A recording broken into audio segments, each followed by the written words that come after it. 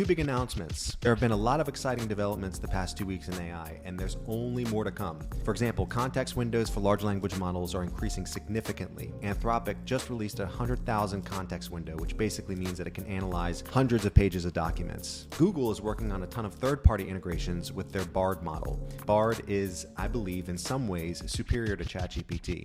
And two of the most important that I want to share with you. Number one, OpenAI released ChatGPT Plus. With Plus, in addition to getting access to GPT-4, OpenAI's most powerful large language model, you also get access to plugins that directly integrate with ChatGPT. You can do things like upload PDFs, extract information from them, and ask questions about what's in the PDF, search the scientific literature, interact with YouTube, access real-time investment data, plan recipes, and much more.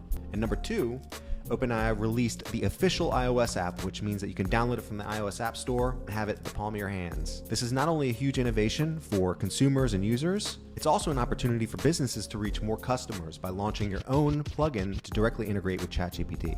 Another very cool option is to launch your own GPT app tailored to your own data.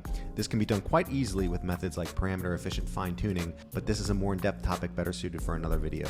It's really exciting to see the innovation that's occurring here, and of course there's only going to be more to come. I'm working on building and fine-tuning my own large language model app, so stay tuned if you want to see what I'm doing with that, as well as for more news and updates on AI.